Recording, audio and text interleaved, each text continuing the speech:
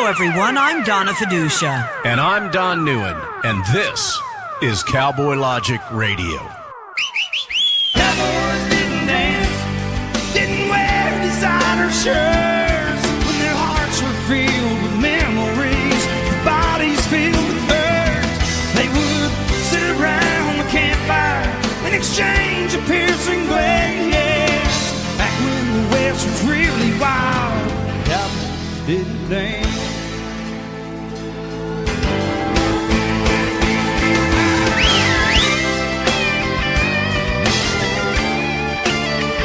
And welcome to Cowboy Logic Radio. Good evening, ladies and gentlemen.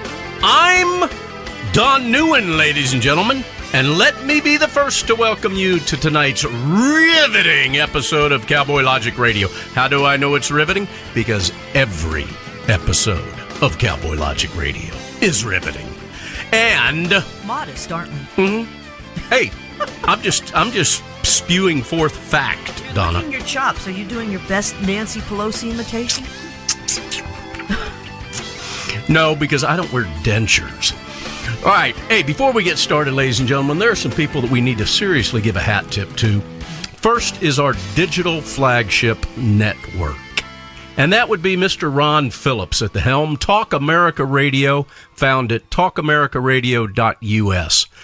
I got to tell you, ladies and gentlemen, that Ron Phillips works his fingers to the bone, and he does it gratis so that you all have the Talk America Radio network.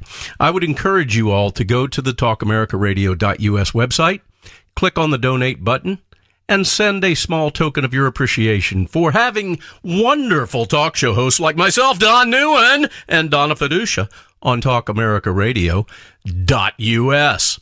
In addition, you like that, Donna? Is that called a shameless plug? Yes, it is. Is it? Mm-hmm. Yeah, but Ron breaks his butt. He does. For this network. He does. And we don't do a lot of advertising on the network. I mean, it's a listener-supported network. It would be, I mean, even if you did $2.99 a month, it would be $299 a month would be just $2.99 a month. Bigly appreciated. Bigly. All right. It'd be huge. Well, listen, there's some other people that we need a hat tip, and that is our terrestrial or AM/FM radio stations that believe in our program, believe in our shows, and believe in us. Mm-hmm. And they believe in us so much that they actually put us on the air on their AM and FM radio stations. They are WDDQ, Talk 92.1, serving South Georgia. WJHC, Talk 107.5, serving North Florida. All of which include the great Scott James. That's right. Scott, he has got such a radio name, doesn't he? Scott James. Yes. Scott James in the morning. The morning show with Scott James. It's not much of an It just rolls off the tongue. Kind of like Fiducia. No, or Neuen. People go, Neuen? What is that? Neuenschwander. And, well, let's hat tip Scott James as well as Jack Ring. I said that. You didn't hear me. I said Scott James and Jack Ring. I didn't. I was busy talking. Yes. That's because, ladies and gentlemen, I'm Madon Neuen. All right, we've also got, in our own hometown, WLBB News Talk 1330 AM and 106.3 FM with the Mega Tower, the Mega FM Tower, blasting West Georgia and East Alabama. Almost all the way into Atlanta. Big Steve Graddick, big guy, Bigly Steve. Bigly. He's a Bigly friend. Mm-hmm. And we would like to thank even more than Scott James, Jack Ring, Steve Graddick, Dave Rozek, all the people that we know, Colin Worthington, Michael Vincent, Lori Wilson, and Mitch Gray. We would like to thank more than those people, ladies and gentlemen, you, our beloved listeners. Because without you, we're just talking into microphones. This is true. You know what I mean, Donna? Yes, and we do absolutely appreciate you guys out there and the input that you have.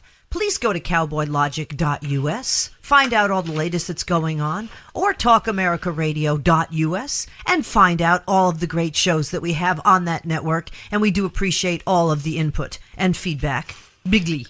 Hey, Donna, guess what? What? I've got Ask Donna Fiducia questions. No. Yes, Are you I do. Serious? Oh, yeah. You didn't tell me you were going to do this. It's always a surprise. I got to catch you off guard. Ladies and gentlemen, if you want me to read your question on the air, send your question to Cowboy Logic Radio at gmail.com. You know what this reminds me of? CowboyLogicRadio@gmail.com. What's it remind you of? When I was at WNEW-FM in New York, every morning at 9 a.m., we would have Name That Tune.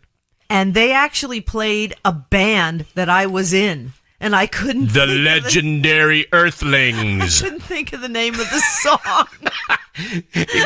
And you were in the band that wrote it? Well, not only that, Victor Harrison wrote it, who, by the way, is now running Churchill Downs. Well, hey, there you go. That's a perfect segue into the first question, he Donna. doesn't know the front end of the back end of a horse, and he's running Churchill Downs, for God's sake. All right, Donna, stop trying to avoid me asking these questions. Well, all right, so ladies and gentlemen, if you want me to read your question, you may submit anything. Now, if it's graphic or if it's a terrible question, clearly I'm not going to read this thing on the air. I bet you got something from Rico Beccaro. No, and I'm not going to say who the questions came from. Okay. All right, so here's the first one, ladies and gentlemen. You ready, Donna? Mm-hmm. What is your favorite type of horse? It's a very simple question. Oh, that is a simple one. Dutch warm blood. Okay, well, why don't you expand on that and tell them why, Donna? Because they come from the Dutch. And unlike Austin Powers, I like the Dutch. Really? Yes. They are the more finer breed of warm blood. Warm bloods tend to be kind of thick and kind of clunky because what they are is a fusion of like a thoroughbred that you'd find in America, a racehorse, and a bigger kind of more draft horse, and they put them together and they get a warm blood as opposed to a cold blood and a hot blood, which is thoroughbred. Mm-hmm. So in the middle you get the warm blood. And the Dutch and the Hanovers or the Hanoverians or the Oldenburgs, which are all German warm bloods, they tend to be a little bit heavier. Whereas the Dutch warm bloods just are a little bit finer, more like thoroughbreds, but have a little bit more bone. And I find them to be, I grew up riding thoroughbreds, so I like something that's going to have a little more oomph to it. Hence, I like the Dutch. Fascinating. Fascinating does that stuff really make here. Sense? Yeah, it does. My princess is 21 years old right now. Yes, she is. And she was the #1 Dutch warm blood hunter in North America in 2009. Look her up, folks. All right. You ready for question number? Very good answer. Yes. Are you ready for question number 2, Donna? Mm-hmm. How did you get hired at the Fox News Channel? I worked at Fox 5 in New York, as I went there actually from the Today Show in New York. They hired me at the Today Show because the executive producer of Channel 4 in New York City, which is NBC, also happened to produce Howard Stern's Butt Bongo Fiesta, if you can believe that. So I broke into TV that way, and then I went over to Channel 5, Good Day New York, and then Roger Ailes hired me from there to go to the Fox News Channel. Very good answer, Donna. All right, I told you I was going to give you 3 of them. I do know my own history. Yeah, well, I hope so. Except when it comes to actual songs of a band I was in college. True. All right, so ladies and gentlemen, I'm going to read the third question here that is earmarked strictly for Donna Fiducia. Uh-oh. But I want to remind you, if you want to send in your questions, send them to CowboyLogicRadio at gmail.com. CowboyLogicRadio at gmail.com. So here we go, Donna, the third and final question of the night. Mm-hmm. I have 2 to pick from, so I have to think about this. Which one do I?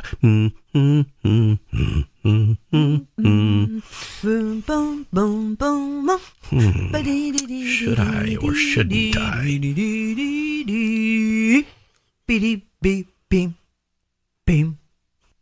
Very good. Okay, here we go, Donna. The hardest, most difficult story that you ever had to cover in the media. Oh, well, yeah, okay. Well, I wasn't working the day of 9/11, but obviously the following days after 9/11 were very difficult. But an actual story when it happened, and I had a lot of tragedies. I had bombings in Israel. I had all kinds of things that mostly happened in Israel because it was in the middle of the day when I was working overnights. Jennifer Griffin, when she was the reporter over in Israel, now the wonderful reporter here stateside at the Pentagon. There were a lot of bombings, but the worst was the Beslan Church a school massacre of the kids in Russia. You did that with Dana. And Dana Lewis, who we've had on the show since. And I can honestly say we totally are polar opposites when it comes to politics. No, we're journalists. Dana and I No, well, yeah. are you're even polar worse. opposites, but we love sparring. But the point is, he is a true journalist, and there's none better, I'm telling you, than Yep. Dana Lewis. Yep, you've said that numerous times. He was just devastated when that happened, and rightly so. It was horrible. What he saw afterwards, he said, "You don't even want to know what I really did see," and that was a terrorist attack, at the very least. And at that point, 17 years ago, terrorist attacks weren't all that talked about. I think they were happening in many places, but not talked about at all. And it was a total tragedy. It's bad enough with people, but when children are hurt, let alone murdered like that, it's terrible. Absolutely terrible. All right, well, there's your answer, ladies and gentlemen. And you know what? I'm going to go ahead and read the fourth question that I have here. Minors were big, too. Because Both minors. I don't want to leave this on a downer, okay? And that is clearly a downer, Well, it was a as it serious should story. be, okay? The funny one was Saddam Hussein. No, here we go. 99.9% of the vote. Yeah. All right, well, here's the fourth question. All right, now, I'm going to kind of paraphrase this because whoever sent it in didn't really write it very well. Mm-hmm. But here's what they're wanting to know. Okay. Describe to the listener what Howard you Stern is look really at. like. Okay. No, Donna, stop. What you look at when you're sitting in front of a camera doing the thing on the Fox News channel. A prompter?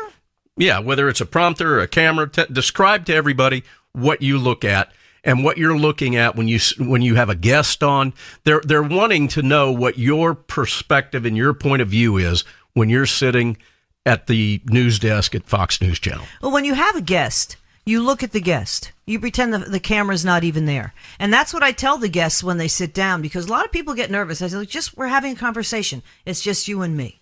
Okay? Now, when you're talking to the audience, then you look straight at the camera. Then you do have a teleprompter, and essentially what that looks like is a camera, a big camera, with what looks like a television screen over it, like a square. But behind that television screen, because it's more see-through, is that lens. So you're looking straight at the camera lens, but you're actually looking at the prompter. And so you're reading the text as it scrolls up. It scrolls past. Or all right. Well, what if you don't have a prompter? What if you just look right at the lens? What if your guest is not in studio with you, but rather? Then you look at the prompter as well, because the guest, you're looking at the camera, and it's like you're looking at the guest. Oh, really? Yeah. Okay. Very interesting. All right. Well, I hope I worded that question for our listener just as you would want me to word it. Yes. When I left, the letters on the prompter were probably 3 times larger than when I first started. That's because your eyesight got worse. And, oh man, it got to the point with the prompter that I'd have like 2 words, and my and it's just prompter flying was doing by, nothing but scrolling. And they pace it based on the pace in which you're reading, right? Yeah, I'm so blind. And it's their job to keep it at a good pace for you. And the producers know at what speed you read, so they know approximately how many words that they're going to put in there for a 1.5 minute update. But when I really started, I very rarely used the prompter except to just put the introduction of my guest in there so it would look smooth. Because that's because you could fly by the seat of your pants. I was much better, just ad-libbing, be honest with you. See, we don't use any real notes on Cowboy Logic. At least I don't. Donna has a few. Donna doesn't have much laying around. And I do have glasses on to read them. Yeah. Anyhow, thank you for your questions, ladies and gentlemen. Again, send anything you want me to ask Donna. Send it to cowboylogicradio@gmail.com, and I'll read it. I will not read your name. You don't even have to put your name on it if you don't want to. But I'm not going to read anything that would entail any type of profanity or any type of personal stuff that clearly Donna's not going to share on the air.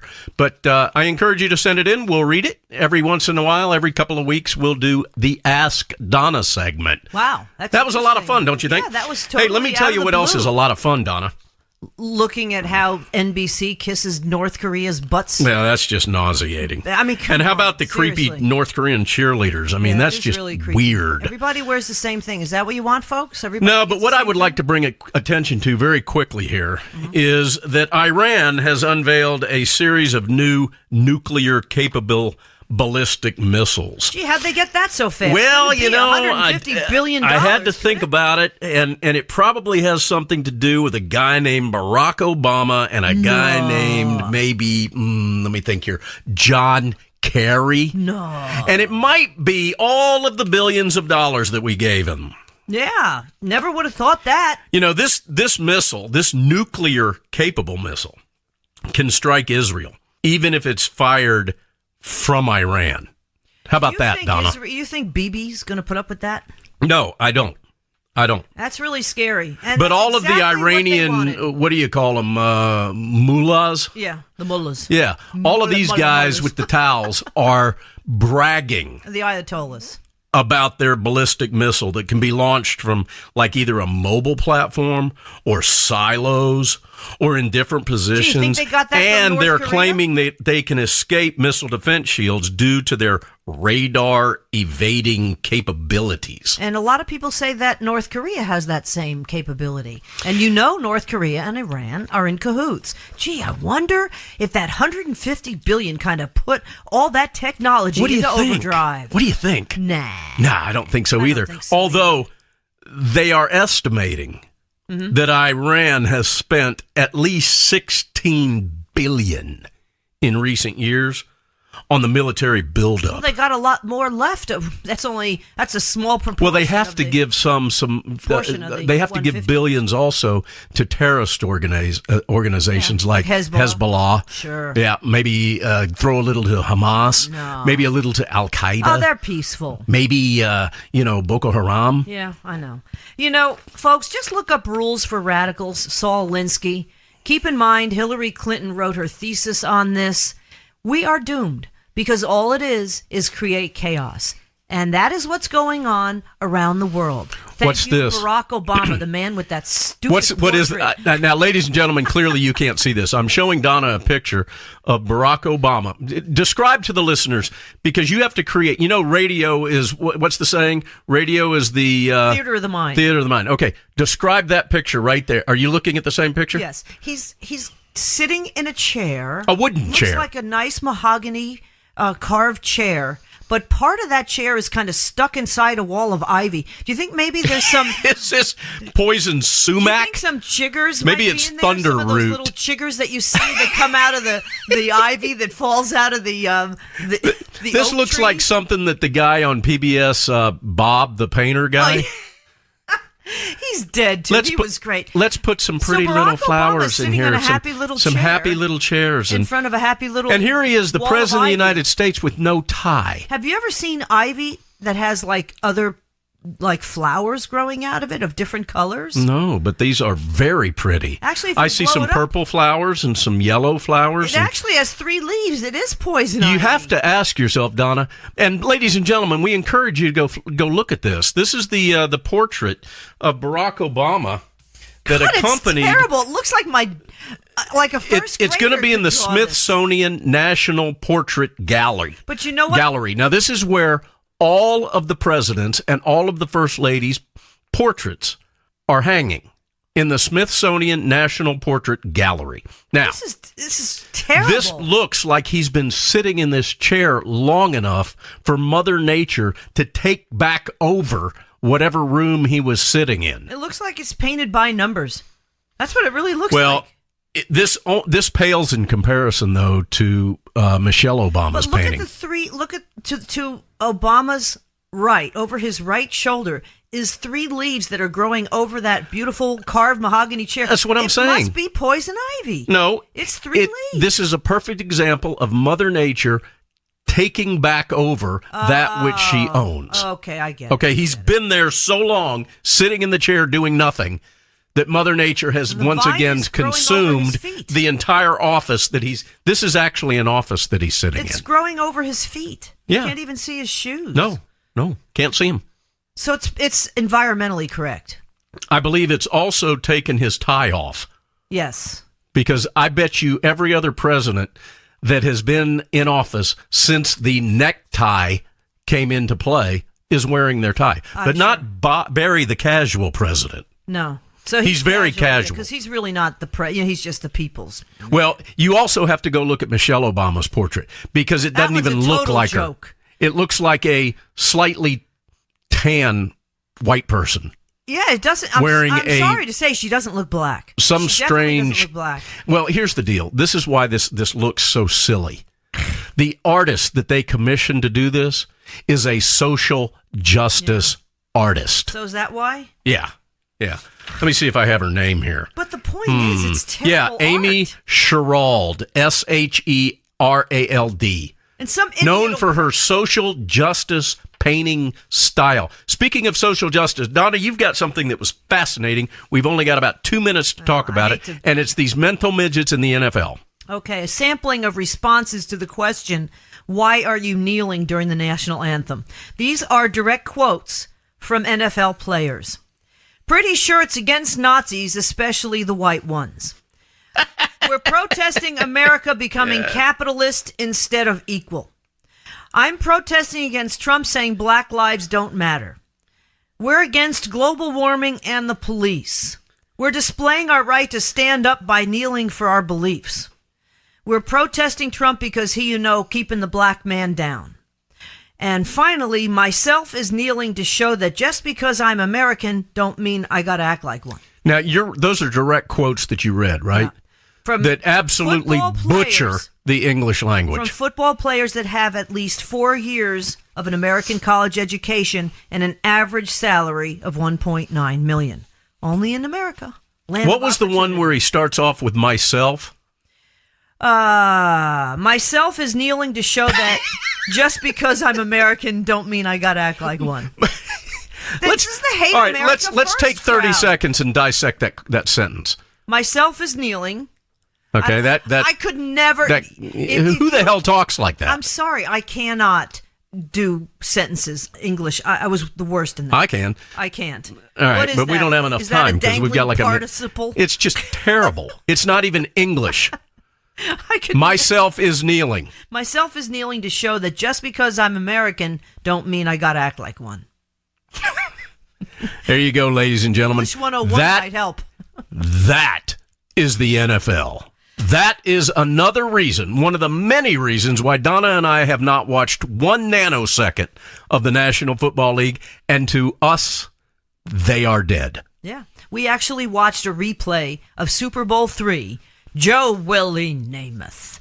And he won the Super Bowl. Yeah, but we knew that was going to happen. Donna, who do we have coming up? We got about 15 seconds. Let's roll. Who's coming up tonight? Outcome. Neil BOORTZ, the Talkmaster, coming up after the break. And at the top of the hour, former senatorial candidate from the great state of California and former head of the California Republican Party and the creator of a super detailed timeline of the Russian debacle that is pointing directly to Barack Hussein Obama. We're talking about Tom Del Beccaro coming up next on Cowboy Logic Radio. And Tom Del Beccaro has great hair. Cowboys didn't dance, didn't wear designer shirts. Their hearts were filled with memories, their bodies filled with hurt. They would sit around the campfire and exchange a piercing glance.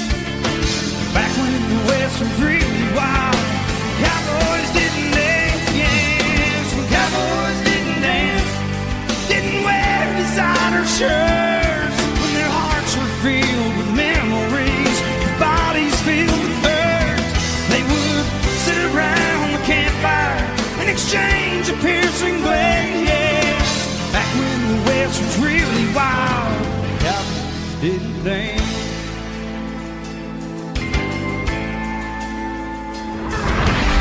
Check us out on the web at cowboylogic.us. Hi, thank you for listening. My name is Ron Phillips, and I'm the owner and operations manager of Talk America Radio. It is with great pride that I offer you this 24/7 stream of some of the finest talk radio programming in the country, but I need your support. We are a listener-supported network. That means we need your help to continue to offer the quality programming you're hearing right now. If you're able, please visit talkamericaradio.us and click the Support Us button. Your donation will go a long way in helping us continue to share the American voice. Thank you. Let me talk to you, black people. When you vote for blacks and put them in office under the banner of the Democrat Party, please explain to me what black people get as a result.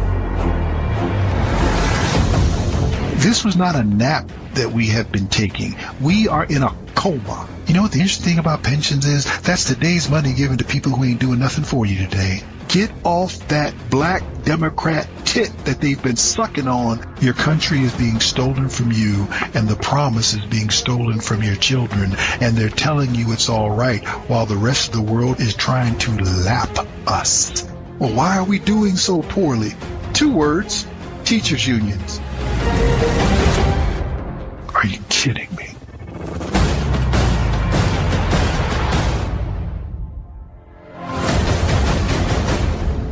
Black Man Thinking, Monday nights, 9 p.m. You cannot retreat to your safe spaces. There are no therapy poodles allowed, especially when facing the truth. And that's just how we like it. Straight, hard, conservatarian talk, on the rocks, no chaser. Served up on the Adrian Slade Show. Small, limited government, constitutional conversations, exclusively on Talk America Radio. Every Saturday morning, 9 a.m. on Talk America Radio Liberty. This is Denise Simon. 18 hours a day, I live in a world as an intelligence analyst. Intelligence analyst. Intelligence analyst. Intelligence analyst. Intelligence analyst. What I find is reprehensible. What I find is terrifying. What I find is treasonous. What I find is treasonous. What I find is treasonous. What I find is treasonous. What I find is treasonous. The mainstream media has completely failed the American people. Failed the American people. Failed the American people. Failed the American people. Failed the American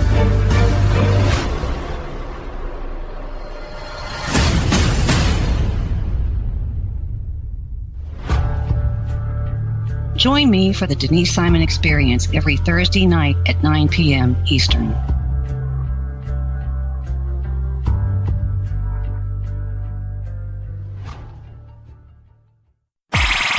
You're listening to your local news source, WLBB, News Talk 1330 and FM 106.3. Hey everybody, they're back on again! Cowboys didn't dance, didn't wear designer shirts. When their hearts were filled with memories, their bodies filled with hurt. They would sit around the campfire and exchange a piercing glares. Back when the West was really wild, cowboys didn't dance.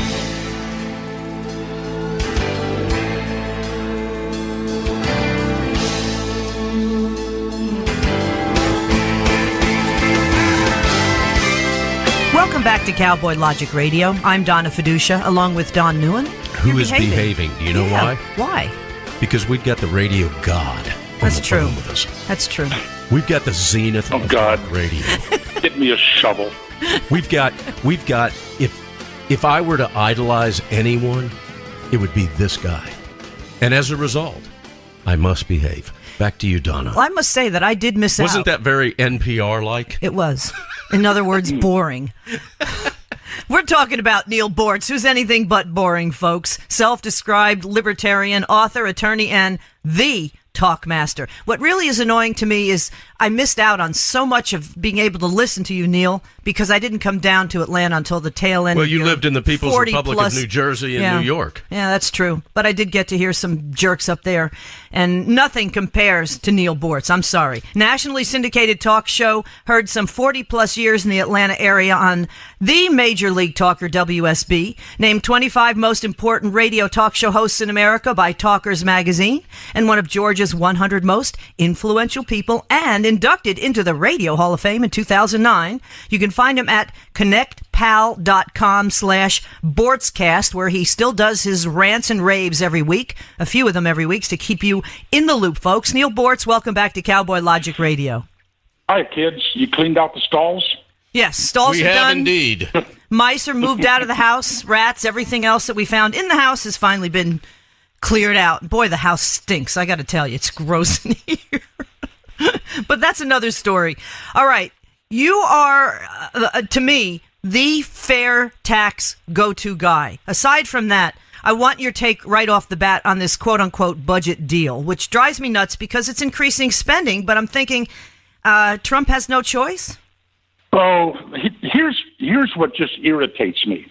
when the Republicans are in the minority, they, let's cut spending, let's do this, let's do that. And the Democrats say, no, let's raise, no, we can't do that. And they raise taxes and raise spending. Mm-hmm. When the Democrats are in the minority, they want to cut spending, and the Republicans say, oh, no, we've got to increase spending. Neither party has the guts to do what must be done. What an interest on our national debt. Is that now the second biggest budget item, or is it the third? It's getting close to the first, actually. Yeah, it's just, and where do people think this is going to go? Do they think it's going to magically disappear? If this is your credit card debt, you can declare bankruptcy and walk away from it and start over again. America can't just tell China and every other bond and debt holder around the world, we got in a little over our heads, so ollie oxen free, and we're going to start over again. America cannot do that. Do you know with Social Security right now, they've run out of money? Mm-hmm. They've run out. They're spending more every year in benefits than they're taking in Social Security taxes. How long is that going to last? And meanwhile, and this is what really upsets me, and I've been on this kick lately, you go out there and most Americans can tell you the name of the coach of their favorite professional football team and the name of the head coach of their major state university football team, but they cannot name the two senators that go to Washington for their state, nor can they name their own congressman. And they think it's so important to keep up with the recruiting class for their favorite college team, but to completely ignore everything that happens in Washington. And let me tell you something. The head coach is not going to come and take money out of your pocket, okay? And the recruiting class is going to have no effect on your income or your future or what you can leave your children or how much debt you leave your children. This country is cattywampus, upside down, and frankly, I don't know. I think we're going to have to approach near fiscal disaster before the American people say, wait a minute, hold on, what the hell's been going on here? And start doing something about it. Well, I agree. And there's nothing more that politicians like than stupid, dumbed down, ignorant, ill-informed voters, because that's what keeps them in power, right, Neil? Don, why do you think they're always so eager to finance sports arenas and stadiums? Exactly. I mean, hundreds of millions of taxpayer dollars. Let's put this into a new dome, a new baseball park, a new football. Why? Why? Because it will divert the attention of the people, and they won't pay attention to the stuff we're doing in Washington, D.C. The Romans called it bread and circuses. And, the Colosseum in Rome and whatever that was where they had the chariot races. I forget what they called that venue. I've been there. It's amazing. Those things existed to entertain the people so the people wouldn't know what the hell was going on in the Roman Senate and the Forum. You are correct. The Wizard of Oz, to me, was one of the most brilliant movies ever done. Pay no attention to the man behind the curtain. And when you think about it, you follow the yellow brick road. It was amazing to me, if you look at it from a political standpoint, how prophetic that movie was. And I was just about to say, when you were talking, we are the Holy Roman Empire, the bread and circus. And when you have somebody like a Rand Paul, I'll tell you, I really am beginning to love this guy. He gets up there and he says the same damn thing, just what you just said. How can you sit there and say we're fiscally responsible, now we're in power, and no, we can't, cut spending? They could cut 10% across the board and nobody would feel it. There's so much government waste. 1%. Yeah. They can't even cut 1%. I know. And there's so much government waste. It's unreal. Even at the Pentagon, they're saying, okay, you got to increase military spending. I understand that. Obama gutted it. I'd like to audit the Fed. Bring in the Pauls here to audit the Fed, please. Where did the $9 trillion go under Bring Barack in Neil Obama? BOORTZ and have him oversee it. Absolutely. I mean, where did that money go? Well, I think, and I've mentioned this on my podcast before, it's going to come down to the people taking control back. And the way they're going to do that is through an Article 5 convention of the states.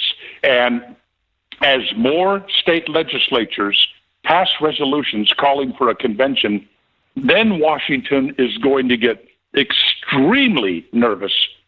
And at some point, they're going to go to the people. They're, okay, what do you want us to do? We get the message. What do you want us to do? And the people will tell them what they need to do. And when they start to fear for their jobs, their power, their perks, at that point they'll step forward and take action. Because one of the first things that would happen in an Article 5 would be a balanced budget amendment to our Constitution and term limits for these jerks in Washington. Yeah, which they're not going to do to themselves. The people are going to have to push for that. The balanced budget amendment especially. And when you look back on both sides, Charles Schumer, which when we were at the South Carolina Tea Party convention, someone looked it up. It was something about a vagabond. That's what Schumer means. A useless vagabond. Useless vagabond, or something along that line. It was great. Well, I've always thought it was so close to the word schmuck. That too. Yeah, that too. But he was in there, as well as Mitch McConnell, 35 years ago, when we really didn't have that huge, I mean, had a deficit, I'm sure, but not that bad. I guess we came off the gold standard with Nixon, and that's when things started sliding downhill.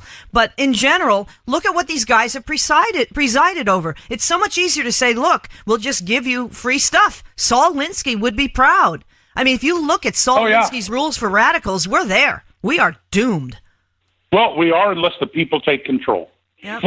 Another irritating thing is 435 members of the House of Representatives, and the average American out there saying, yeah, those people are really jerks, and they all need to be defeated in the next election, except for mine, because mine is good.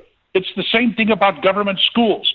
Yeah, government schools suck. They're horrible, except for the one my kid goes to, so we don't need school choice. Yeah, and I do like this woman, actually, as far as education is concerned, Betsy DeVos. She's trying to push back. She's wonderful. But, you know, she's pushing for magnet schools and all this other stuff. And the poorest people, which would benefit the most, are the inner city. And then you have the Congressional Black Caucus, who's done diddly squat for their people. Look at every inner city run by Democrats. Look at every state run, by Democrats. California, the whole West Coast and the Northeast. I mean, this is scary. And they say as California goes, so goes the rest of the nation. We're going to be actually talking to Tom Del Beccaro, who ran for Senate out in California, at the top of the next hour, right after your interview, Neil. And it's crazy. Would you tell him something for me? Sure. Would you tell him he's got a great mind, and we all know how pretty he is, so stop with the damn selfies. He is handsome, I'll tell you that much. We'll bring that up to him. And doesn't he know it? Now, by the way, years ago, I forget the group it was, they did a study. What would be the cheapest and most effective way to improve the quality of education in government schools? One thing that we could do, the least expensive and most effective. You know what the answer was? Get rid of tenure. Tom Del Beccaro's selfie. Yeah, get rid of teachers' unions. Yeah. Oh, that too. Yeah, that's true. Yep. And in fact, Stan Levy, who does a show on our network called Black Man Thinking. Don't ask me how a guy named Levy is black. That's kind of a weird thing here, but that's another story too. But he said that. Well, I know a white person named Washington, so there. And Johnson too, right? Oh, you're so racist, Neil. But anyhow, he said that. That's the one thing he says. I'll tell you what's wrong with this country. 2 words. Teachers' unions. That's exactly what he said. Amen. Yep. Well, and Neil, both of my parents were career educators.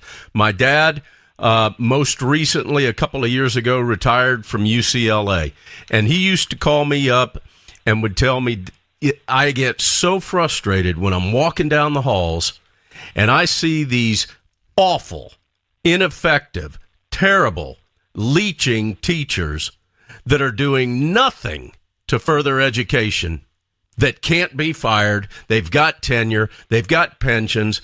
We can't get rid of them, and they're terrible. He used to say it all the time. Yeah. I know it. It's government education. I've made a study of that for years. A lot of people don't realize it, but in the teens, the 19-teens, when the government education system was really being set up, in writing, these people in writing, the Roosevelts and what have you, we have to be careful not to educate these kids too much. Yep. We do not want them to become educated enough that they would pose a threat to politicians or their employers. Woodrow Wilson. Woodrow Wilson. Yep. Yeah. You're right. It was Woodrow Wilson. By the way, also, he was the first president ever to use the word democracy in the State of the Union speech. I scream at the TV when Obama used to do that. We're not a democracy. They all use it. They all use it, Donna. But 1913, Trump does it. My dad was born in 1913. I told him the whole world went to hell in a handbasket the year he was born because it was the first year of the income tax. And, of course, that's when the public school system did start to take over.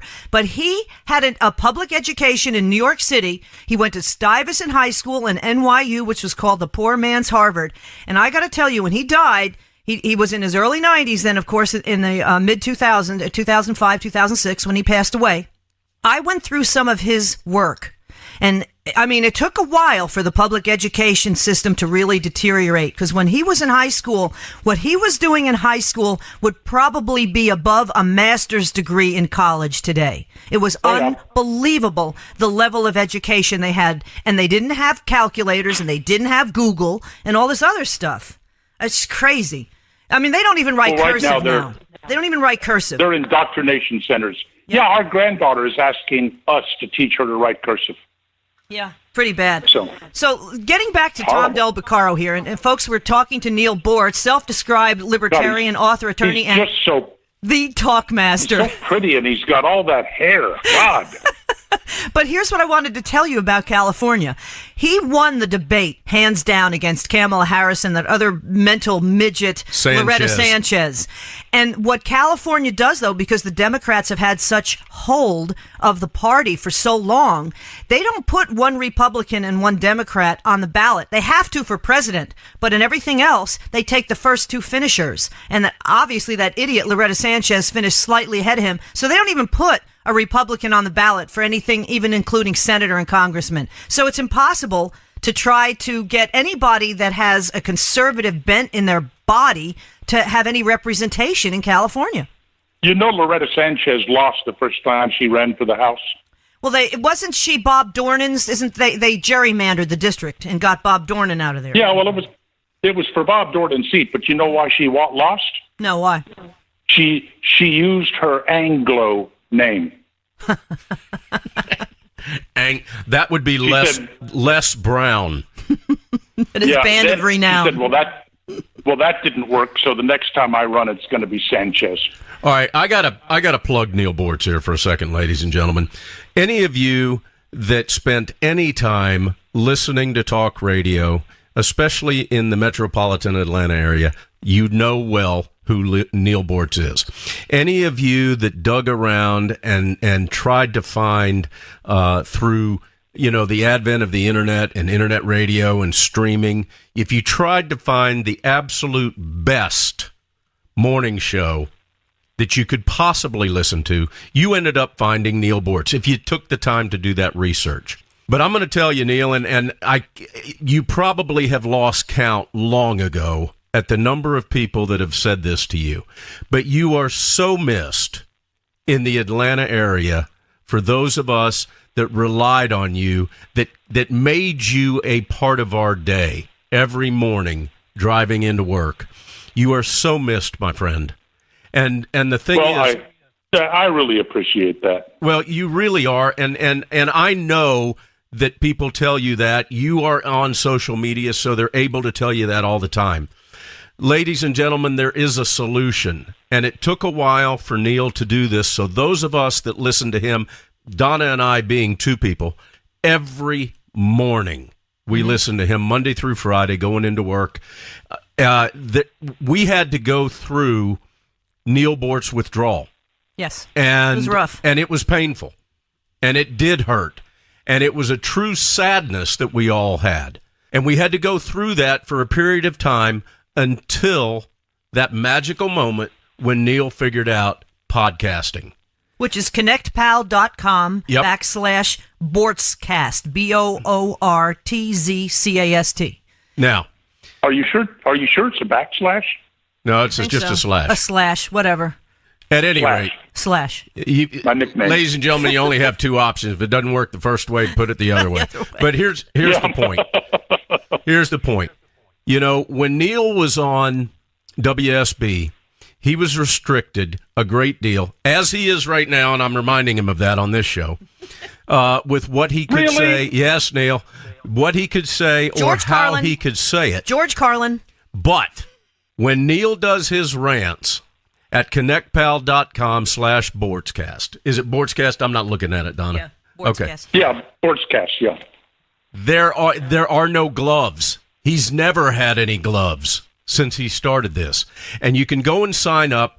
Neal, I don't even remember what it costs because we started like the day you started this. Yeah, and I've just got it on a recurring thing that happens every month. It's $4.99 a month. That works out to 16 cents for every podcast. Well, there you go. Well worth the money. It blows away anything you need because Neal is, quite frankly, he's talking directly to you. And you can listen to these whenever you've got the time, on demand. You get notifications in your email every time that he posts a new podcast. And I'm telling you, ladies and gentlemen, they are completely unfiltered. They are as politically incorrect as you can even remotely imagine. And they are just, Neal, I got to tell you, man, Donna and I were really, really bummed out when you left. Really bummed out when you left WSB. And this was like a godsend to us. So, ladies and gentlemen, we're going to keep giving this to you, throughout the rest of the interview. But also, we run spots from time to time on Cowboy Logic Radio during our breaks. And if you'll hang with us through the break, this particular show, you're going to hear one of the spots that we do. That you cleaned up. Yeah, well, I made it so that it could be played over FCC. But, ladies and gentlemen. Unless you're CNN and you're talking about some of those third world countries that Trump talked about, then you're just fine but saying CNN the S doesn't have word to play 80 by the same times. rules. I know. But Call them what they are. Neal, there will never, ever be another Neal Boortz. And those of us that were able to benefit and enjoy and be entertained and educated by you are forever grateful. And I'm not blowing smoke. You know that. We don't need to blow smoke. You are the That talk is master. so kind. Yep. So I wish I could somehow return that favor to you. But you two have been just more than great to me. Oh, by the way, could you give Del Beccaro a message for him? Another one? Yeah. I'll text Tell him. him. What? I'm texting him right now. What do you want? All men are born with the exact same number of male hormones. Okay? He uses his to grow hair. I think he uses his to grow brain cells, too. You know, he has a really great timeline, and it had 200,000 hits on Forbes.com about the whole timeline with facts about what's going on with the dossier and all that other crap. And they actually are pulling it down because he named a lot of names, and there's some funky stuff going on with that. So he had to self-publish it. Well, we got about 3 minutes, Neal.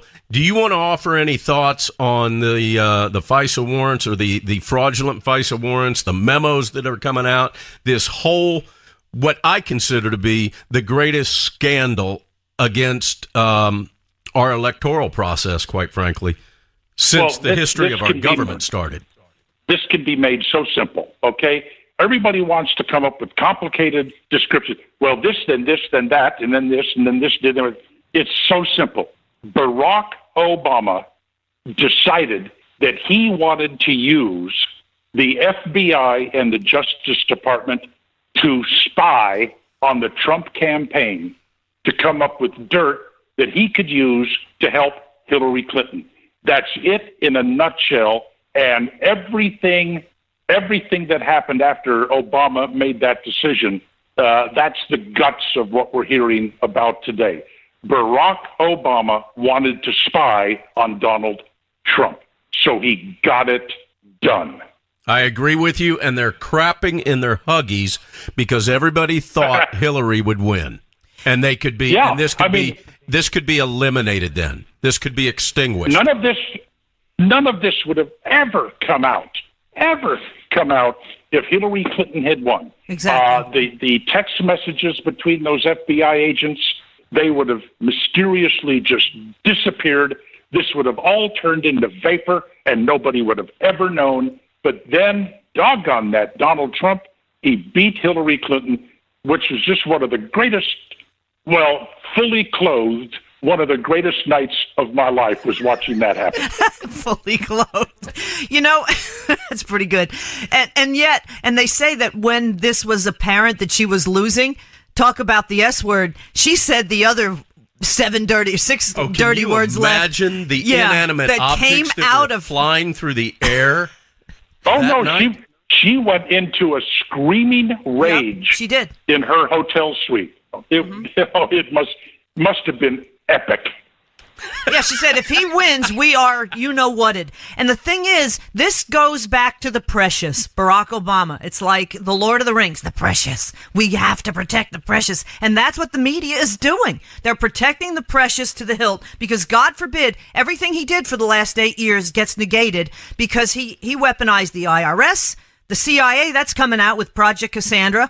Just give it time, folks. And the FBI and the Justice Department. And if Hillary got in there, in my opinion, we're on the way to Venezuela a lot faster. Hopefully Trump is not just a speed bump.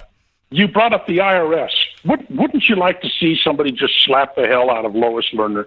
Well, and she's getting a pension. Yeah, from and inside so is a the other cell. guy. Yeah, and so is the other guy, Koskinen. I mean, this is crazy. I didn't do anything wrong, and I'm going to plead the fifth. Yeah. That's not how it works, sweet cheeks. Well, Neal BOORTZ, unfortunately, we are out of time again. Hopefully, we can rein in spending and stop government waste, but I think you're right. It's not going to happen until we're right on the brink. Again, folks, find him at connectpal.com/ of some sort, BOORTZcast, BOORTZCAST. If you got to get your talk master, Phil, and you definitely should, because it's a shame you had to retire, Neal, but I know you're seeing the country and you're spending some time with Donna #1 in your book, and we certainly send our love to her and our best as well. Neal BOORTZ, thank you so much for joining us here on Cowboy Logic Radio. Thank you, bud. Thank you, too. Take care of Don. I will. And we'll be back with the aforementioned Tom Del Beccaro and his great hairline coming up next on Cowboy Logic Radio. Cowboys didn't dance, didn't wear designer shirts. Their hearts were filled with memories, their bodies filled with hurt. They would sit around the campfire and exchange a piercing glance. Back when the West was really wild, cowboys didn't dance, yes. When cowboys didn't dance, didn't wear designer shirts. When their hearts were filled with memories, their bodies filled with hurt. They would sit around the campfire and exchange a piercing glance, yes. Back when the West was really wild, cowboys didn't dance.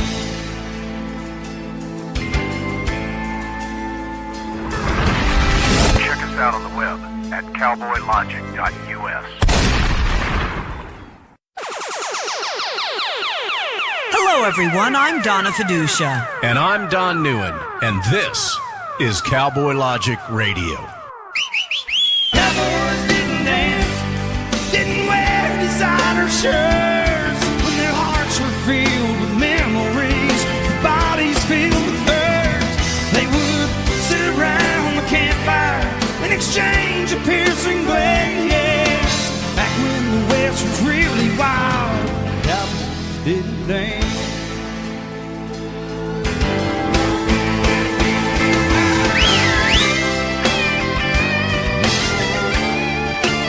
Welcome Welcome back to Cowboy Logic Radio. I'm Donna Fiducia. Good evening, ladies and gentlemen.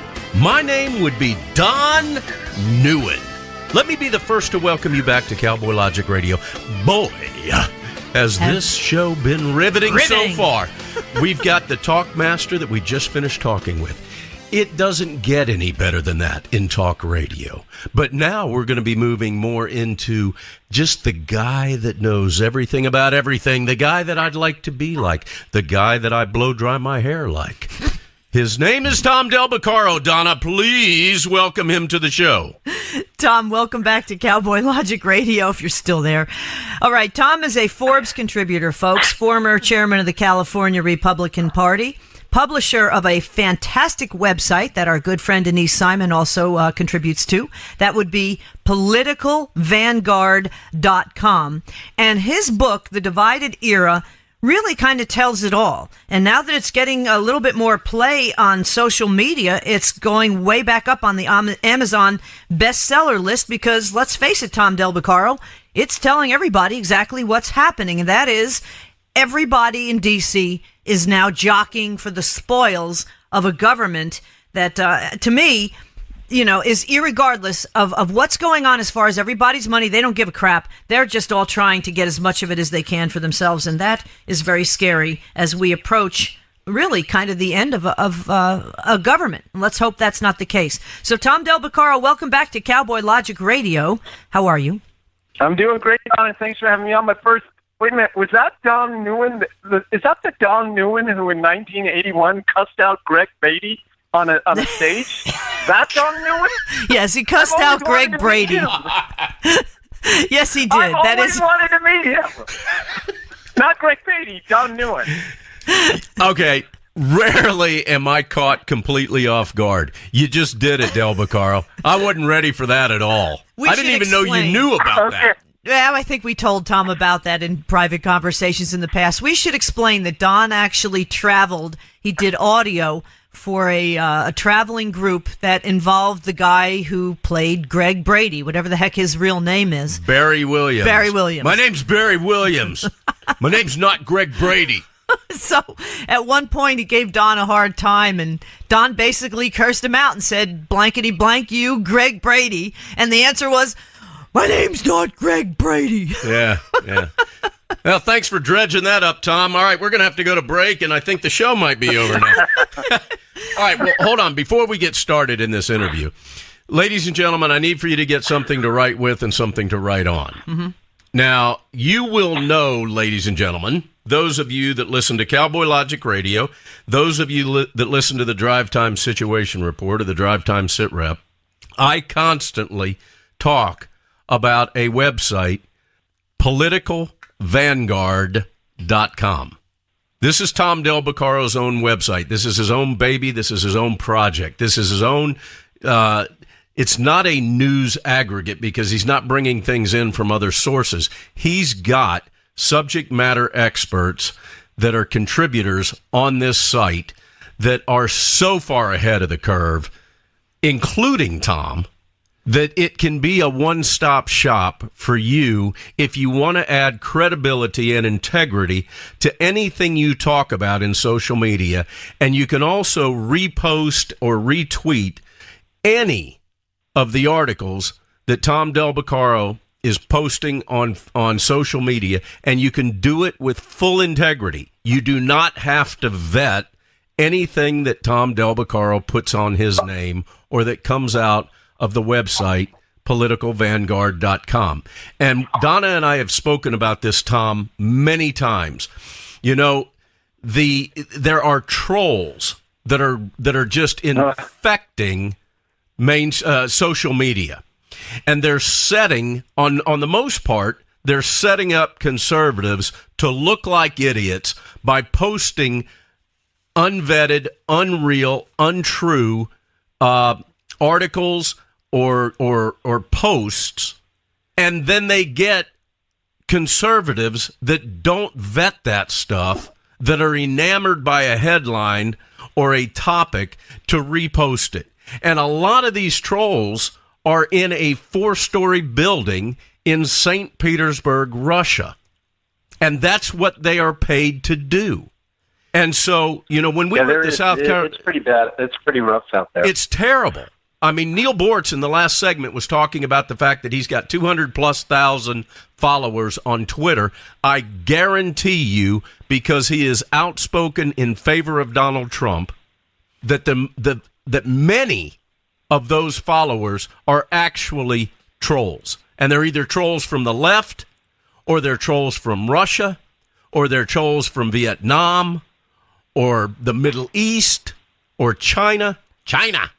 But not to mention Google, too. I mean, if you try to Google some of these conservative groups, they're way down on the page. And we've talked to people who have conservative groups, and the first thing that pops up if you Google them will be something negative from the Southern Poverty Law Center. I mean, this is...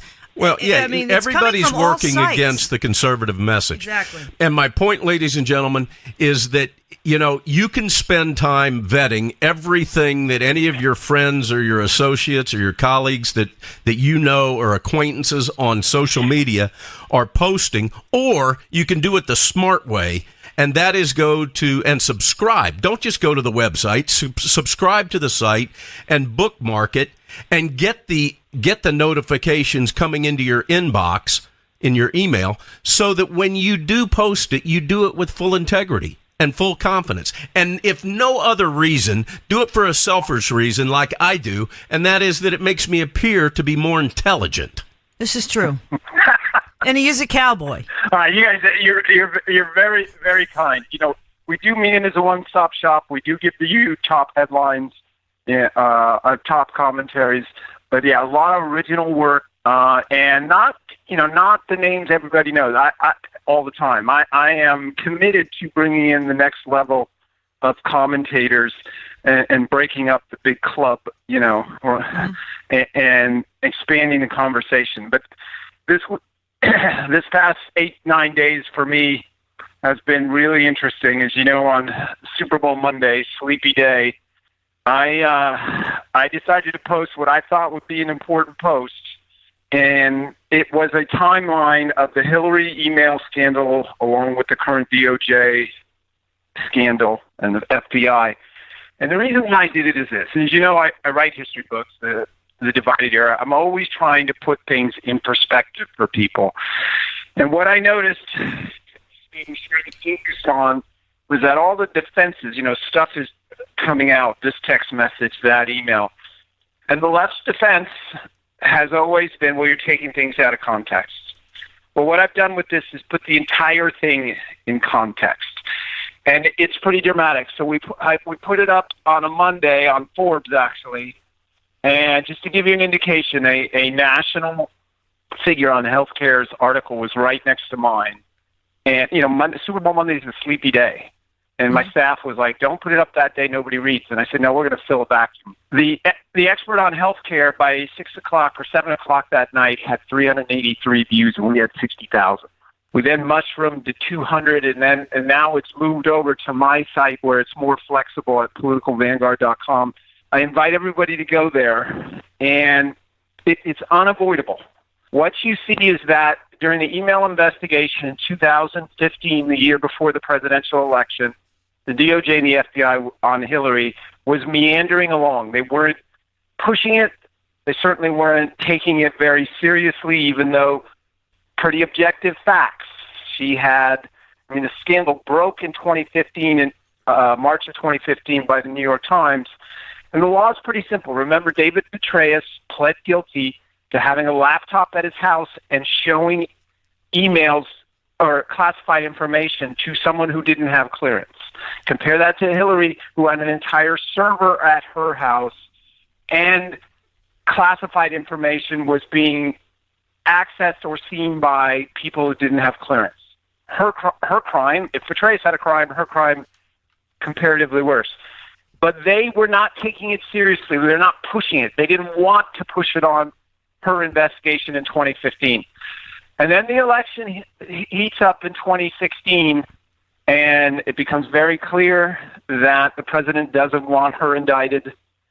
Then they raced to finish Hillary's investigation in shoddy form, breaking the rules, handing out immunity like like Skittles, and then as soon as they were done, and I mean as soon as they were done, they turned their sights on President Trump or candidate Trump on incredibly flimsy evidence, start a intelligence operation. We need to talk about why they started an intelligence operation or its implications. And they've been after him ever since. And once you see the whole timeline, Donna, there's really no way for people to avoid seeing this. It's not coincidental. Yeah, the article in the timeline that Tom Del Beccaro's talking about. Tom, I need to let you know something about this that you're not aware of. The owner of the company that I run, Star Coaches, also owns a restaurant that's on our property. And I would label it as a medium-sized restaurant that serves breakfast and lunch, 5-6 days a week. Danny, I brought this article that you wrote, this timeline article, that again, ladies and gentlemen, you can find it on politicalvanguard.com. I showed this to Danny, and it was jaw-dropping for him because you laid it out in such simple terms.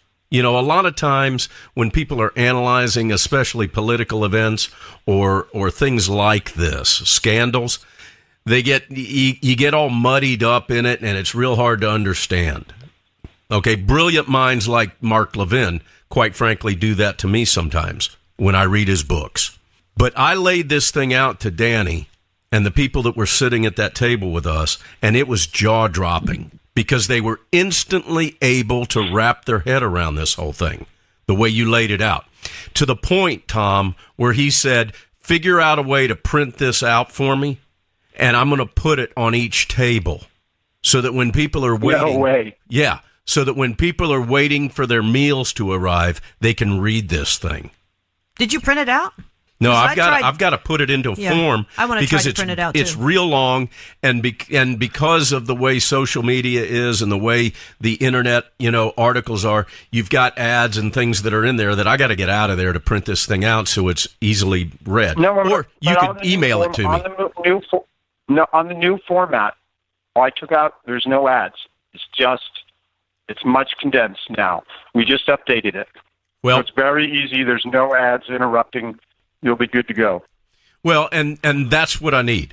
Because, when somebody comes in for a 30-minute lunch and they've got 10 minutes waiting for their meal to arrive, I need them to be able to read through this. And that's what Danny Hamilton wanted to do. And he's only done this with one other thing that I'm aware of. One other article and I couldn't tell you what that is, but he instantly said to me, Tom, I need that so that I can put it at every table right next to the menu so that people, when they come in here, will read this during their lunch break. And that's the kind of thing we need help with, ladies and gentlemen. And the thing about the article is it's annotated, so I give you commentary so you understand things in context, but also there's links backing up all of the factual things that I say of any size, right? So you don't have. It's not like I'm making stuff up or anything like that. It's all there. And I'd like to talk about a couple of things that really isn't in the mainstream media that needs to be talked about so you can get this sense. One of those is the interesting endorsement of Hillary by Barack Obama. Now, presidents endorsing and getting involved in campaigns is actually not, in the television era, hasn't really gone on very much. You think about it. Kennedy was killed. Johnson was run out of office. Nixon was run out of office. Gerald Ford was not very aggressive at all. Reagan did help Bush a little bit, but Clinton scandal, Gore walked away from him. Bush 43 was toxic at the end. It's very rare, okay? So on April 10th, Barack Obama goes on Fox News with Chris Wallace, and Chris Wallace says to him, can you guarantee there's no political aspect to the investigation? And he said, I guarantee it. And he also said in the interview, and we linked to the interview, of course, the whole YouTube 24 minutes, he also says that Hillary did not intend to do anything wrong. Now, it's not an intent crime. It's a possession crime. If you possess it, that's the crime. You don't have to intend to possess it or intend to be negligent with it, right? Mm-hmm. So he says that, and then the wheels grind, and he endorses her on May 5th. Again, this is rare. It's a contested election. But how rare is it that a sitting president endorses someone under FBI investigation? Wouldn't that be super embarrassing if the investigation went against her? I can't imagine anyone would have advised him if there was an honest investigation going on. Oh, what the hell? Go ahead and investigate her. Endorse her. So to me, all the study of history that I've ever done, of course he knew when he was endorsing her that nothing was going to go wrong. But let me just demonstrate it to you. They did set up on May 12th for him to, I think it was go to Wisconsin and do an appearance for her. But because of the Orlando terror strike in the nightclub, it gets canceled. The next one is eventually gets set up for July 5th in the afternoon. Now, if anybody knows anything about moving the president to another state, in this case, North Carolina, it's an undertaking in this day and age. It's a security nightmare. So they set it up for the afternoon of July 5th. Do you know what happened that morning? No. That would be at around 10:30, 11 a.m. James Comey went on TV, famously, infamously, said, "No one knows what I'm about to say." Of course, 3 days before that, Loretta Lynch said she would accept the findings and determination of the FBI. The week before that, Loretta Lynch was on the tarmac talking about grandchildren with Bill Clinton. Snicker, snicker. And golf. July 5th in the morning at around 11 a.m., James Comey lays it out, but says no one would prosecute this, and essentially saying this is over. And it's just mere coincidence that afternoon President Obama makes an appearance with her. That sound possible to you? No, it doesn't. And the thing is, the fix is in. The fix was in. They didn't think Trump was going to win, and this threw a huge monkey wrench into their plans. Everybody, the bigger picture really is that everybody is just assuming, and you know what happens when you assume, Felix Unger, that Hillary's going to win, and therefore, nothing to see here. Again, like I always say, the Wizard of Oz, pay no attention to the man behind the curtain, because I didn't think and nothing would have happened if she got in. And this is what's so scary, because to me, we are seriously on the road to Venezuela if this continues, because there is no rule of law in this country if she gets away with it, and bigger picture, if Obama gets away with it. But of course, if you go after Obama, then you're racist. And there's such a huge sentiment in this country. Yeah, it's important to note that in order to make sure that Hillary would win, they wound down the investigation in a hurry, and as we put in the timeline.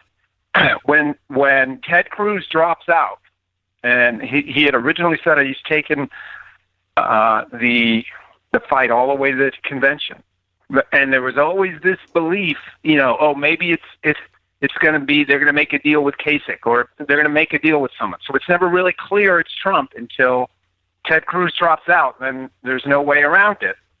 This is when Peter Strzok, head of the Hillary investigation, texts he's having an affair with a woman, Lisa Page, who's an attorney at the FBI, texts her. She texts him, and he goes, and this is all on the timeline at Political Vanguard, "What?" ! And he says, now the pressure's on to end MYE, mid-year exam. That was their, quote, code name for the Hillary investigation. So that statement alone, now the pressure's on to end it. Now, listen, if it's an arms investigation, you don't end it at a timeline. You end it because you've done all your work. They rushed to get it done so that she would not have this hanging over her head. I agree. And it's also a situation, I believe, where, quite frankly, they didn't anticipate Hillary losing. And if Hillary would have won, then this would have all disappeared. This would have been a non-issue. This would have never been questioned. And if it had been, it would have all been handled under some kind of an executive privilege in which nobody could ever talk about it again. And it would have gone away, all of this. And the big problem is Trump won. Mm-hmm. And now, well, that made it impossible to cover their tracks. Exactly. And now there's two people, I think, and you may agree or disagree with me on this, but ultimately there's two people that are being protected or attempted to be protected in this. And it's Hillary Clinton and it's Barack Obama. Everybody else, no question, is committing crimes protecting them, including the press. Well, the initial issue is the Hillary email investigation. Barack Obama goes on TV and he says that he learned about the Hillary email server, private use of email, on TV like the rest of us. That was a pointed lie. How many times did he say that? He learned about everything from the media. Yes. Right. So, and we have it on the timeline at politicalvanguard.com. You just go to the upper left-hand corner and you can click on the timeline. Barack Obama was using, like many actually officials in that administration, was using an assumed name email. An alias. Was doing that as well. An alias to communicate with Hillary on her non-State Department email. So he knew that she was using a non-State Department email. But for him to say this is certainly a lie. Now, so why was Hillary, as Andrew McCarthy said, and we link to that, his National Review article, the reason why Hillary can't be found guilty is because that would implicate Barack Obama as breaking the law as well. So it was necessary for them to conclude that Hillary wasn't breaking the law, even though she was in Europe in what was described once as a hostile territory, using a email service that was unprotected. And the report originally said with the president she was communicating, and it was changed to senior government official. Exactly. All right, Tom, we got to take a break. Okay. No, we got to take a break and going into the second half as well. Exactly, because we never can do just one segment. You're like potato chips. We can never have just one. We're talking with Tom Del Beccaro. Find him at politicalvanguard.com. We'll be back with more on the whole timeline of this big mess coming up next on Cowboy Logic Radio. Cowboys didn't dance, didn't wear designer shirts. Their hearts were filled with memories, their bodies filled with hurt. They would sit around the campfire. Hi, thank you for listening. My name is Ron Phillips, and I'm the owner and operations manager of Talk America Radio.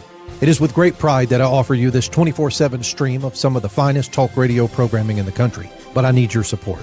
We are a listener-supported network. That means we need your help to continue to offer the quality programming you're hearing right now. If you're able, please visit talkamericaradio.us and click the Support Us button. Your donation will go a long way in helping us continue to share the American voice. Thank you. Hi, it's Mark Walters from Armed American Radio. You know, for nearly a decade, I've been educating, informing, and entertaining responsibly armed Americans. And during that time together, we've shared some ups and downs, haven't we? Trump's election saved our Supreme Court and no doubt the future of our gun rights for now. But now is not the time to lay down. The enemies of freedom are well-funded and more determined than ever. To keep up with the state of your gun rights, make sure to tune in to Armed American Radio right here on Talk America Radio, the new dominant voice in conservative talk radio. Donna, you know, I sure miss listening to Neal BOORTZ every morning on my drive into Atlanta. I know what you mean, Don. Talk about appointment radio. Neal BOORTZ was the morning jolt of reality and political incorrectness that millions of people needed to start their day. You're so correct. When Neal retired, I seriously felt a major void in talk radio. Well, no need to feel that void now, Don. Neal is available on demand with his exclusive and completely unfiltered podcast called BOORTZcast. That's right, Donna. Neal no longer is faced with dealing with the FCC. His BOORTZcasts are unfiltered, politically incorrect, common sense. Think of it as Cowboy Logic Radio on steroids. No, think of it as Neil BOORTZ on steroids. I do stand corrected. Neil BOORTZ on steroids. Ladies and gentlemen, go to connectpal.com/BOORTZcast and find out why Don and I are faithful subscribers to his podcast. Donna, it's only $4.99 a month. $4.99 a month. Chump change. To once again listen to Neil BOORTZ, my radio hero. He's my radio hero, too. Go to connectpal.com/BOORTZcast right now. Sign up and experience Neil BOORTZ again like never before. connectpal.com/BOORTZcast. Sign up today.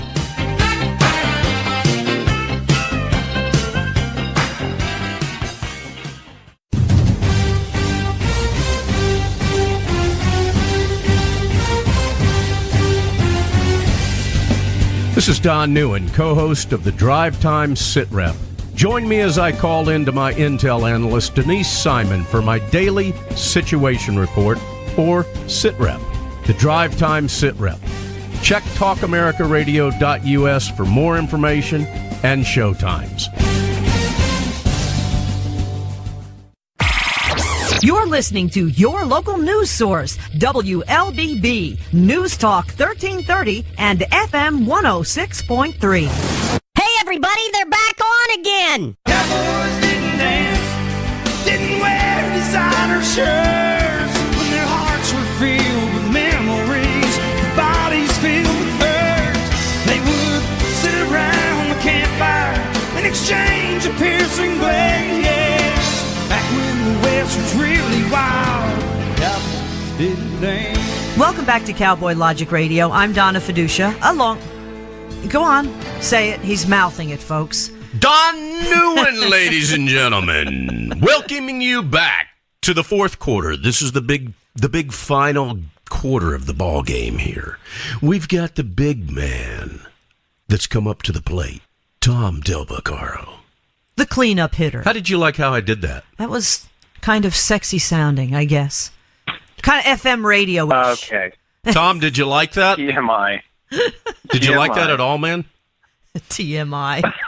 All right, so let's... Hold on. Let me reintroduce him here. You can introduce him. Okay. Find him at politicalvanguard.com. He's got great hair. But according to Neil BOORTZ, yes, he has great hair, because I think Neil is really jealous of your hairline, Tom. That really was the bottom line. Because he didn't like you posting selfies all the time showing your great hairline. Tom's got great hair. He does.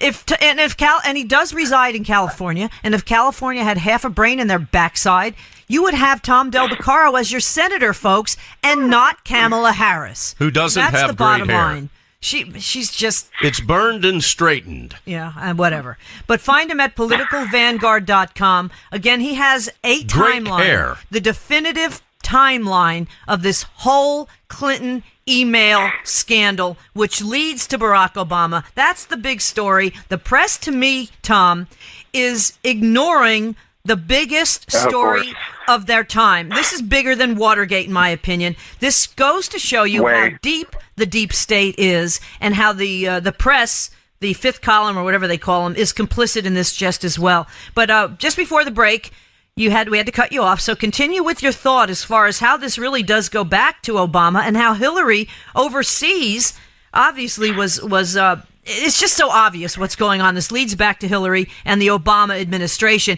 and everybody pretty much worked with that in mind. Obviously, people who were donated to her so they could have influence, and people are peeved right now because they lost a lot of money at the top of all this, on top of everything else. Yeah, so they hurry in the first half of 2016 to end the Hillary investigation. Obama signaled on national TV that she didn't do anything wrong because she didn't have the intent to do it. That's ultimately what Comey decides, even though he doesn't have the authority to do that.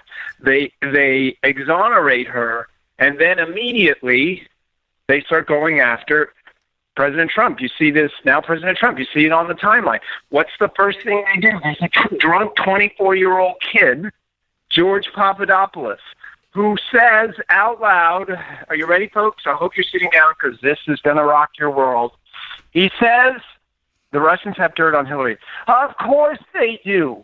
It's the Clintons. The Russians have been monitoring her forever. That's no more illuminating than, I don't know, right? So, what do they do? And remember, on April 10th, the president says, I do not interfere in any investigations. I don't talk to the officials on any criminal investigations. So what do they do in July? They start a counterintelligence operation. Not an investigation, a counterintelligence operation. So what happens every morning for every president every day he's president? He gets a security report. Yep, he gets an intelligence report. Every morning he got to see what was going on. So he didn't lie. He's not following the investigation. He's just following the counterintelligence. And as we've seen, this is all updated on the timeline at politicalvanguard.com. Step by step, drip by drip, it's coming out that the Clintons were feeding Christopher Steele the entire dossier a joke. One last thing, a big thing, and then I'll answer any question. Hillary Clinton lied on her campaign filing, and it's a big deal. When you run for office, you file campaign reports. You have to say who you paid, when you paid them, what the amount.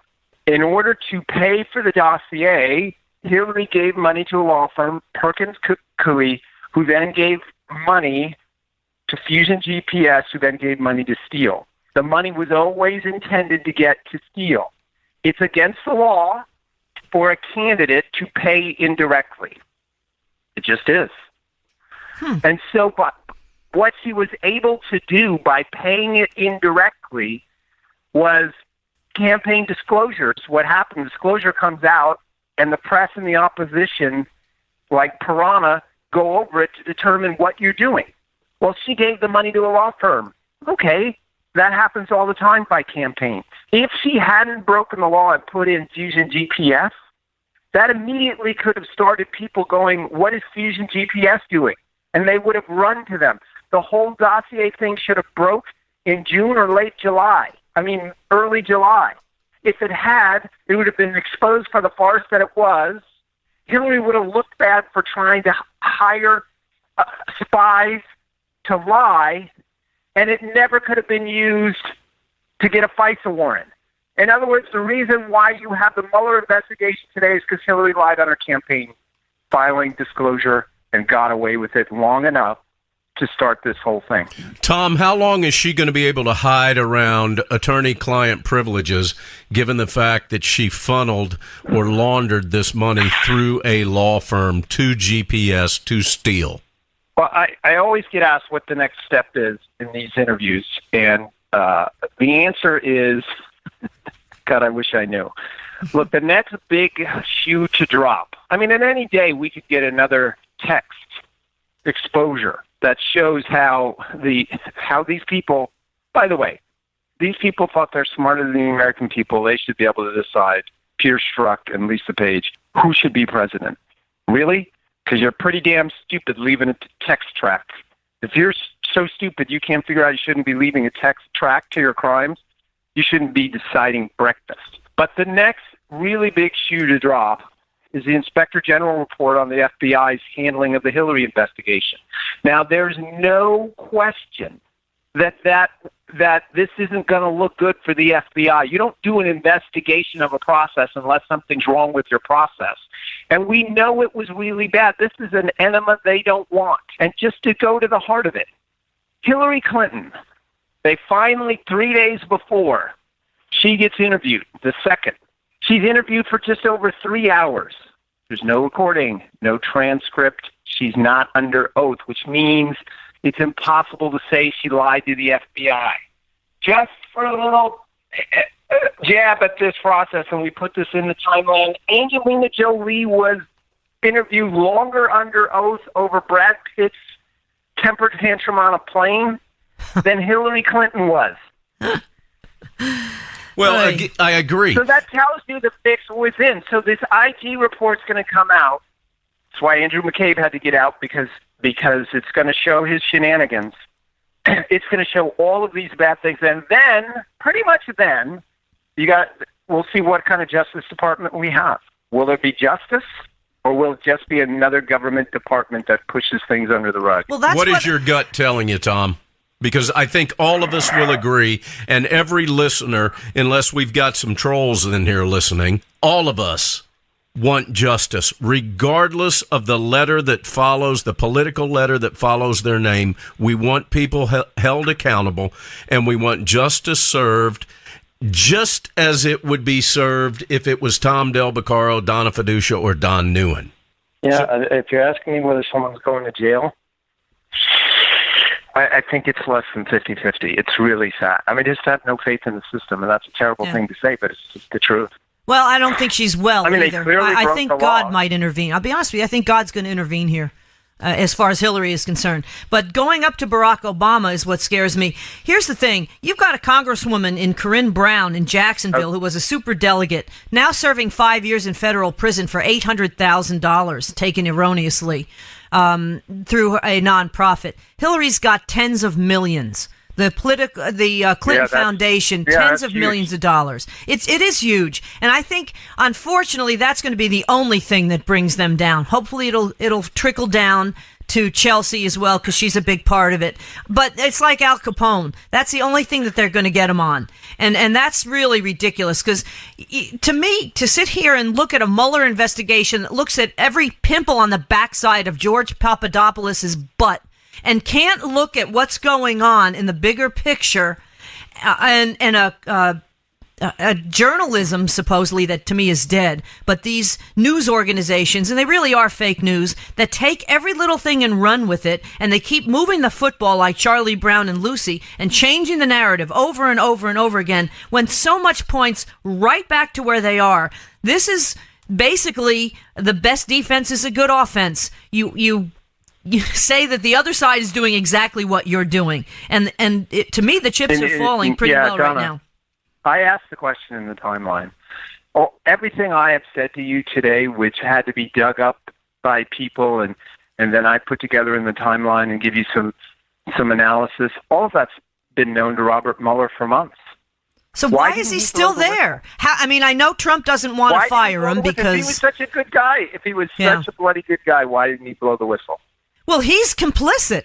As far as uranium-1, supposedly he delivered some of the samples to the Russians. This is crazy. Well, why is Rosenstein still there? Donna. I go back to this, guys.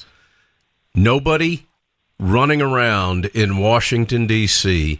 thought that there was a snowball in hell's chance that Hillary Clinton would not win. Mm-hmm. And if Hillary would have won, we wouldn't be talking about any of this. And if we were, nobody'd be listening, because it would be swept so far under the rug that it would be non-existent. I bet Corinne Brown, dollars to donuts, that if Hillary Clinton would have been elected, Corinne Brown would have not seen any pardoned her. Jail time. Yeah, she was a super delegate. But that's what scares me. And, I'm not a big fan of Barack Obama, as you might well know. And I truly do believe he's a closet Muslim.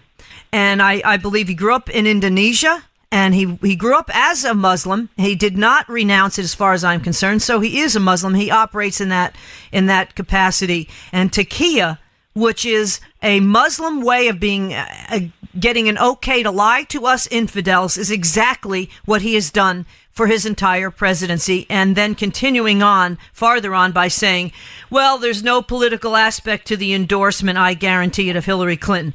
This is taqiyya. It's okay to lie to the infidels. If you like your doctor, you can keep your doctor. Shovel ready, wasn't so shovel ready. This, to me, really is the bottom line. And we haven't gotten into Project Cassandra yet, which is the whole situation, which I believe the opioid epidemic has exploded in this country. And that leads to the CIA. That also leads to John Brennan, who also converted to Islam when he was in the Middle East. He's not your nice little Irish boy, Irish Catholic guy there. John Brennan is a scourge. It's unbelievable. Brennan and Clapper are just wholesale liars.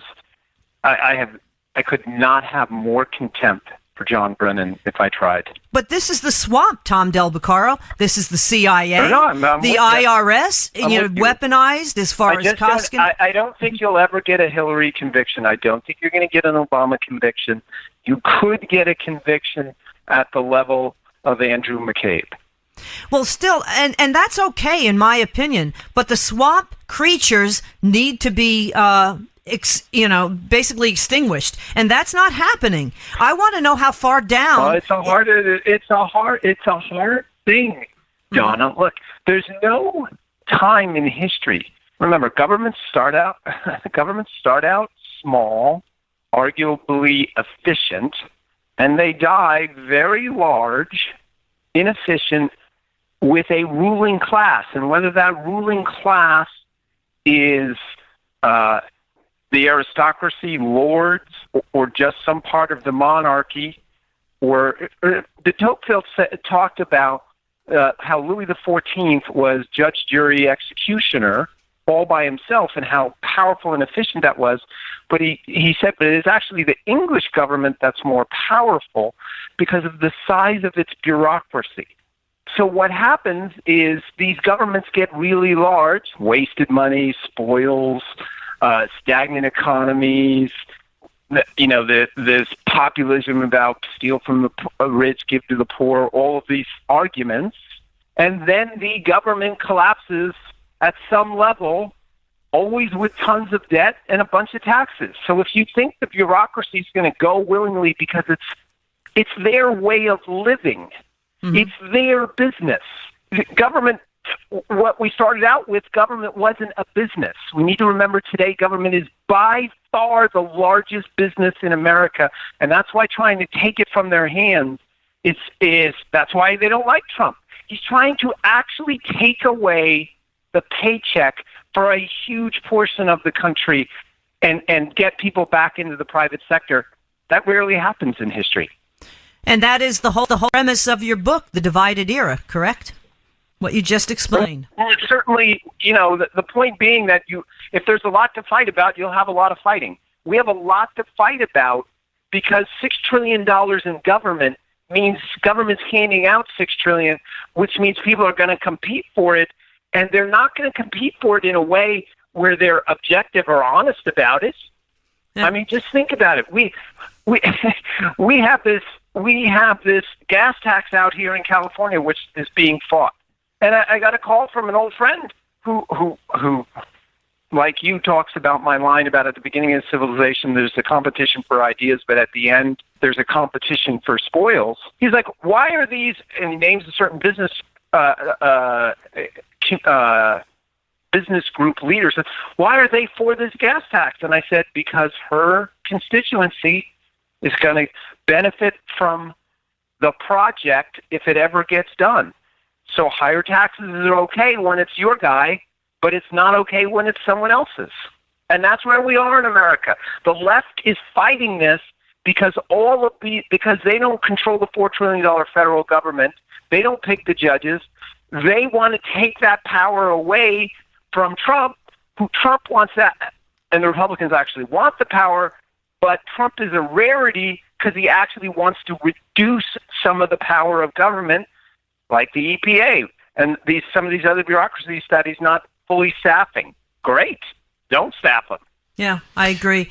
Let me ask you a question about James Comey, because James Comey, for many individuals on the right, is a controversial individual. You either feel like he's a man of integrity and he's doing a good job, or you feel like he's part of this whole issue and that he's guilty. Are you talking Comey or Mueller? Comey. I'm talking about James Comey and the role he played in this, and the moment that he stood in front of the American people and all of us went, dude, this is bogus what you're saying.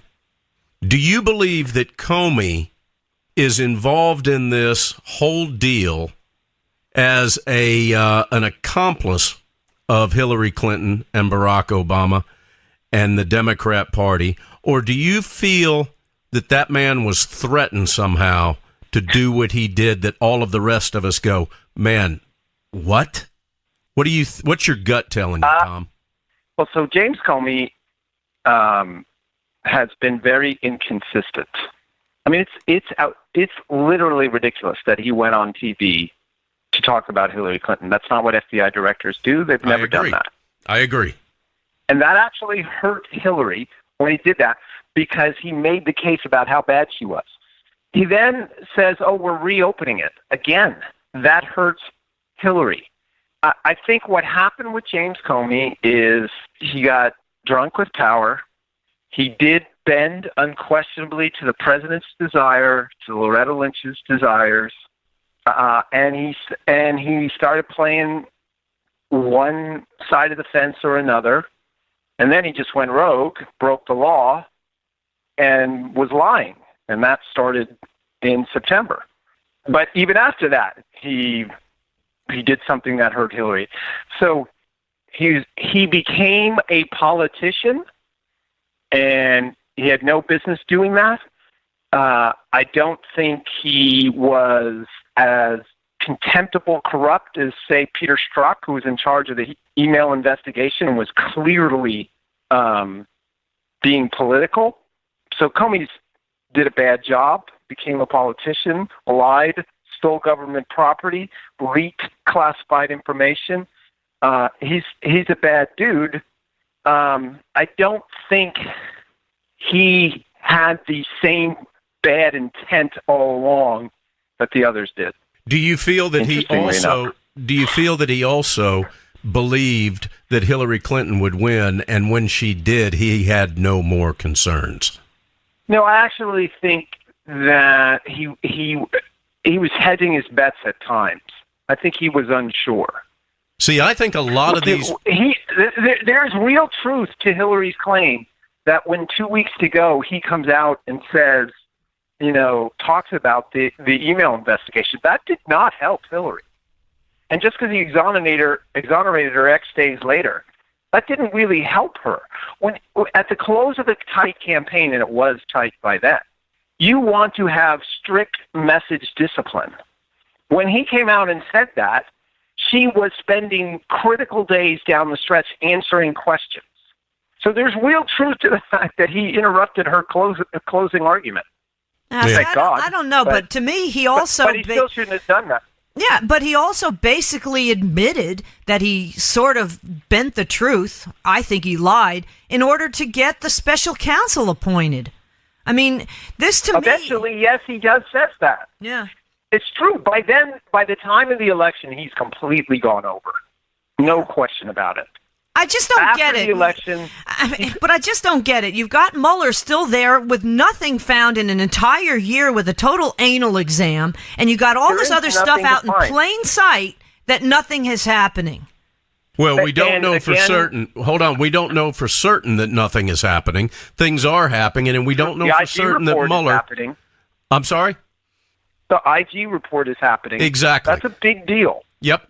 And we also really don't know... Hold on, I think Mueller should have blown the whistle on all of this. To protect his ass. I do agree with you, Donna. He should have blown the whistle on all of this bad activity because he saw it. Remember, he's going after Manafort, which is ludicrous because the party went after Manafort had nothing to do with the election because he came across it during his investigation. He also came across all of this bad ongoing things that we've talked about today, and he did nothing. I don't want to hear from anyone that Bob Mueller is some sort of saint.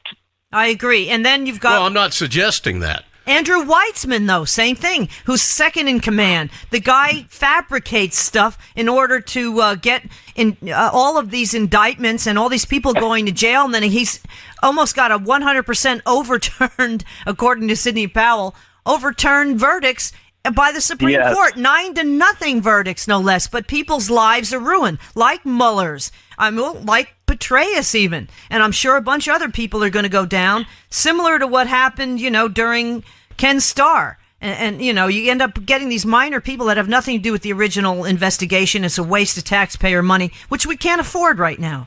Don, I cut you off. What were you going to say? No, all I was saying with regard to Mueller is that and this is putting faith in Mueller, something that right now is and has been very difficult for me to do.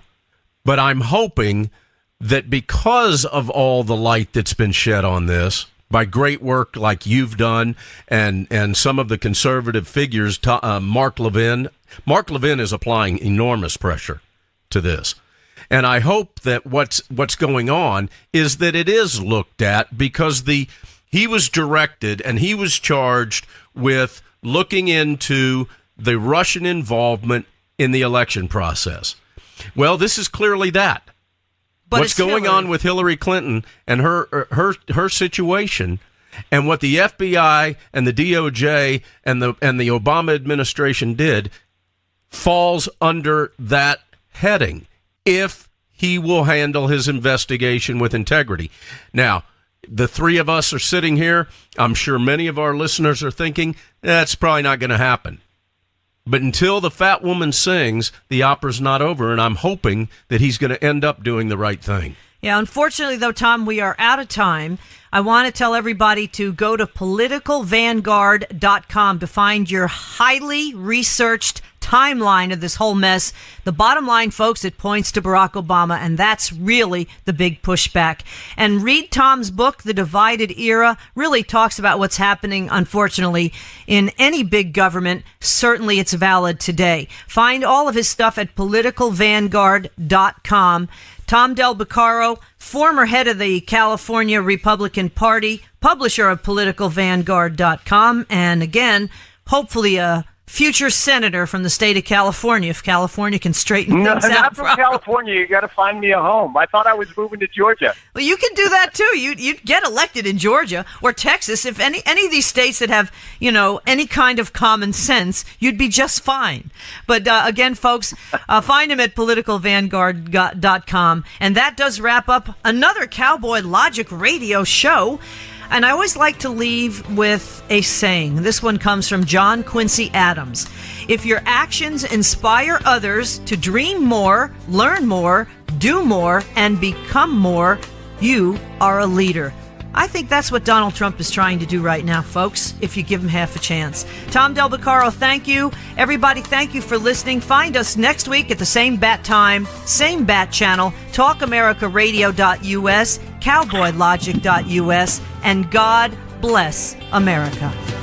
Cowboys didn't dance, didn't wear designer shirts. Their hearts were filled with memories, their bodies filled with hurt.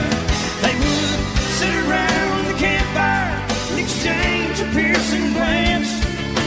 Back when the West was really wild, cowboys didn't dance. When cowboys didn't dance, didn't wear designer shirts. When their hearts were filled with memories, their bodies filled with hurt. They would sit around the campfire and exchange a piercing glance. Back when the West was really wild, cowboys didn't dance.